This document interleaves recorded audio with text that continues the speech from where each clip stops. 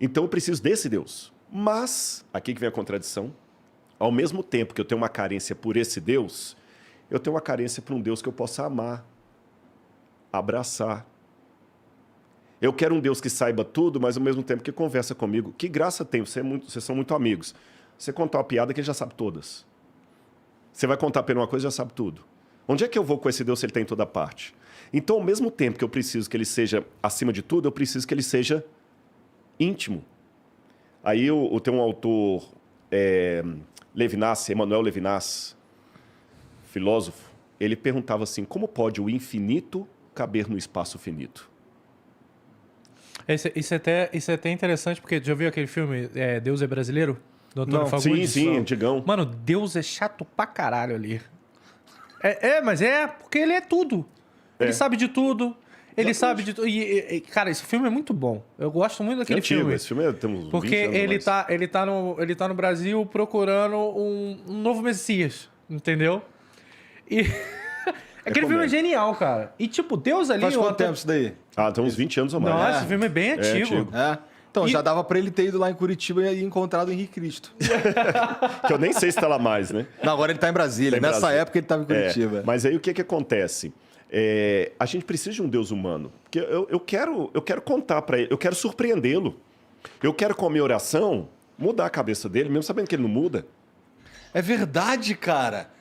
Eu quero. Que coisa, né? Então, assim, qual que é a verdadeira função da gente orar se ele já sabe? Se ele já sabe. Agora, como é que eu vou conseguir amá-lo? Como é que eu vou abraçá-lo se ele é infinito? Como é que eu vou caminhar com ele se ele é onipresente? Ele é chato. Ele é chato. Ele é chato. Aí que tem uma coisa que só a religião agora cristã, judaico-cristã tem. Aí que vem Jesus. Martinho Lutero dizia que os homens usam uma máscara para esconder o rosto deles. Deus usa uma máscara para se revelar. E que ele é tão grandioso que o jeito dele se mostrar é se escondendo. Aí o Evangelho de João começa assim. No princípio era o Verbo. E o Verbo estava com Deus e ele era Deus. Enachen hologos, kai hologos en proston theon, Nossa, kai teos en hologos. essa primeira frase já é insana de complicada. Eu só entendo de carro e rologos. Não, tirando a parte do grego. Vai embora. Só tô falando assim, ela traduzida, ela é difícil de entender, porque assim, no princípio havia o Verbo e o Verbo estava com Deus e o Verbo era Deus. Então assim, pela lógica, eu não sei, cara. É um jeito amaciota ali de introduzir Deus. Exato, mas olha que legal esse negócio do... Por que João começa o evangelho assim? João escreveu o evangelho de João na cidade de Éfeso, no final do primeiro século da nossa era. E qual que era a filosofia que dominava Éfeso? A filosofia de um cara chamado Heráclito, que viveu ali por volta de 500 e poucos anos antes de Cristo. E Heráclito era um pré-socrático que explicara a origem do cosmos, e Heráclito dizia que tudo que existe teve que ter uma mediação para existir. E foi o Logos que permitiu a existência de tudo. O que é o Logos? O Logos para Heráclito é uma força ígnea, uma chama inicial que deu origem a tudo que há. E o Heráclito dizia que o Logos permeia tudo. É uma razão suprema, porque as coisas são racionais. É um pensamento concretizado. Aí João, sabendo que em Éfeso todo mundo pensava assim, João começa o evangelho dele do jeito que Heráclito começa. Porque Heráclito, como os pré-socráticos, eles queriam procurar qual é a origem de tudo. Essa palavra arre, em grego, por isso que eu citei em grego, princípio, ela significa a primeira causa, a lógica, a chefia. Você não fala arqui-inimigo, o arcebispo, a arquitetura, o chefe dos construtores, a arqueologia, o estudo das origens das coisas. Então, Heráclito dizia que o Logos é o que fundamenta o arre de todas as coisas. Aí João falou o seguinte, Heráclito estava certo. Ele não cita a frase Heráclito estava certo, eu estou subentendendo. No princípio era o Logos. E o Logos estava com Deus e ele era Deus. Mas teve uma coisa que Heráclito não contou para vocês. Aí João coloca no verso 14, o Verbo se fez carne e habitou no meio de nós. E vimos a sua glória, glória como o do unigênito do Pai. Então Cristo tornou Deus com um rosto, um Deus chegado a nós. Tem uma historinha que Philip Yancey conta, que uma vez um sujeito, ele tinha um aquário com peixes do mar. E você sabe que é caro manter um aquário desse. E ele gastava dinheiro e tudo, mas toda hora que ele jogava ração, fazer qualquer coisa, os peixes fugiam dele. E ele ficava chateado com aquilo. Aí o amigo falou, rapaz, eles vão sempre fugir de você, porque você parece Deus para eles. Eles estão com medo. O único jeito que você tem desses peixes amarem você sem ter medo é se você virar um deles. Então, Cristo se tornou Deus no meio de nós. Aí Paulo, agora saindo de João vai para Paulo, Paulo diz que ele se esvaziou da sua divindade, assumiu a forma humana e andou no meio de nós. E como é que fica esse lance de Deus saber e ao mesmo tempo, entre aspas, não saber? Será que ele é só um fingidor? Ele sabe, mas finge que não sabe? Não. Fingimento não faz parte do caráter de Deus. Aí eu uso uma ilustração que o pessoal vai entender. Vamos supor que eu tivesse um carro agora, uma BMW da mais cara. Aí eu chego aqui com a minha BMW na porta. Pô, caramba, Rodrigo, BMW legal. Nos dias não estão dando dinheiro para você aí, né? Aí eu tenho minha BMW ali. Aí um dia o Rato me vê andando no sol quente, conversando com uma pessoa. O Rato, oi, Rodrigo, você andando nesse sol quente a pé? Eu falei, tô andando a pé. Eu deixei a BMW na garagem. Por quê?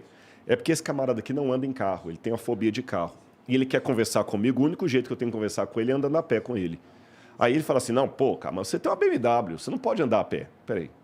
Se eu não posso andar a pé porque eu tenho uma BMW, a BMW que é dona de mim, não sou eu que dou dono dela. Se eu sou dono dela, eu sou dono para usá-la ou não usá-la. Quando eu deixo a BMW na garagem, eu não estou deixando de ser dono de um carro, nem estou fingindo que estou andando. Eu continuo sendo dono de um carro, mas eu estou legitimamente andando. Quando Deus se revela, e Lutero fazia uma diferença entre o Deus revelatus e o Deus absconditus, o Deus oculto e o Deus que se revela. Quando ele se revela, ele pega esses dons dele, da onisciência, deixa na garagem, não os perde, mas deixa na garagem, não os usa, e ele sinceramente pergunta assim, Rato, o que você quer que eu te faça? O Espírito Santo dele insta com todos, como se ele não soubesse quem vai se salvar, quem vai se perder. Ele sente falta de mim. E ele se tornou, na barriga de Maria, uma criança, que Maria trocou a fralda, fez cocô, que Maria beijou sem saber que ela estava beijando o Criador do universo. Nenhuma religião do mundo apresenta um Deus que atende ao paradoxo humano, que ele é ao mesmo tempo Deus absconditus e revelados. O único segmento que traz essa resposta é o cristianismo. E nesse ponto tem um autor católico, o Karl Rahner, que falava do transcendental sobrenatural, e o Rahner falava o seguinte, já que tem tantas propostas de Deus, eu tenho uma maneira de resolver qual seria o Deus verdadeiro. É simples. Vamos supor que aqui tem vários buracos de tamanhos e formas diferentes, e fala o seguinte, olha, só existe... Vou fazer a propaganda de novo para você, viu? Boa. Só existe um balde da Jeff Coxinhas. Qual o buraco que está correto? Tem tantos buracos aqui, é simples.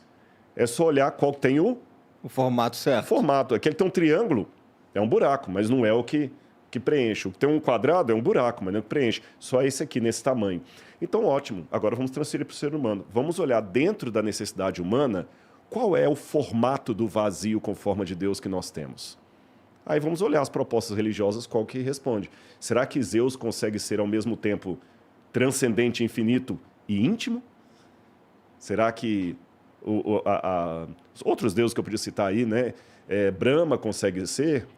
Não, mas Jesus é ao mesmo tempo Deus e homem. Mas isso, na tua opinião, é o que prova que Deus existe? É a necessidade do ser humano de ter um Deus prova que Deus existe? Essa questão do prova é uma pergunta perigosa. Vou te falar por quê. Primeiro, nós temos que falar assim, que tipo de indagação estamos fazendo. Porque mesmo uma prova verdadeira, ela não é absoluta. Em que sentido? O que prova, por exemplo, que a gravidade existe, não funciona se a pesquisa for de cunho psicológico ou filosófico. Você está entendendo? Da mesma maneira, o que prova a existência do átomo não serve nada para provar a cura do câncer. E assim por diante. E Deus, ele está acima das verificações humanas. Então, eu posso dizer, São Tomás de Aquino gostava de usar esses argumentos, chamando-os de vias para o conhecimento de Deus. Porque o dia que Deus puder ser provado, ele deixa de ser um axioma e vira um teorema. E se Deus vira um teorema, então ele é provável.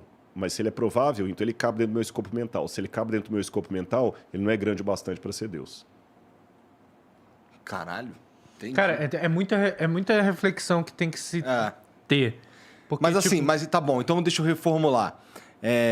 Esse vazio em formato de Deus a existência desse vazio em formato de Deus que a gente tem é suficiente para fazer você crer nele?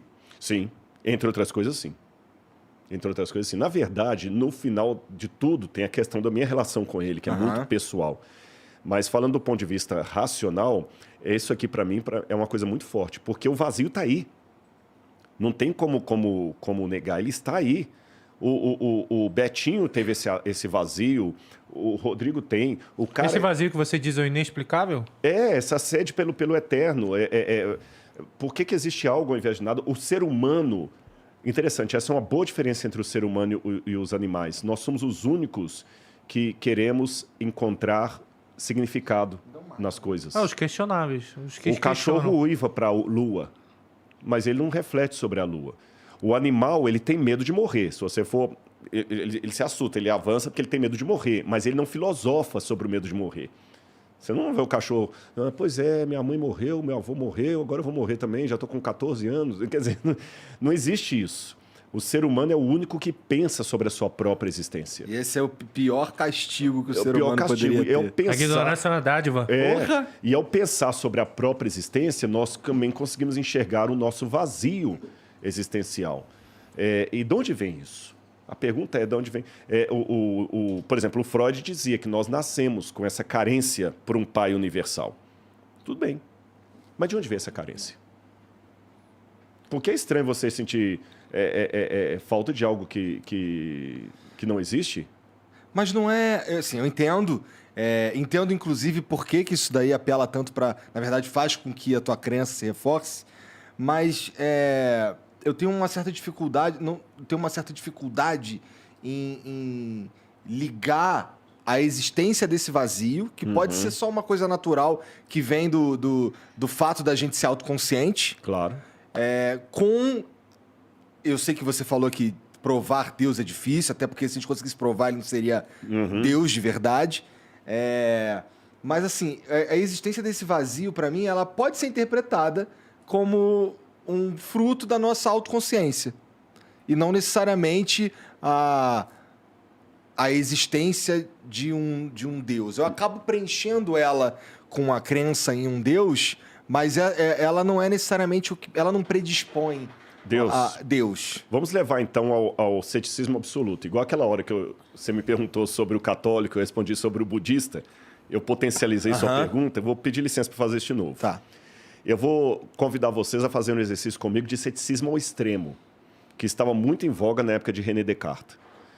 René Descartes convivia com uma época que havia os idealistas, que acreditavam muito na ideia, os racionalistas, e havia aqueles céticos extremos que negavam até a coerência da ideia, da razão.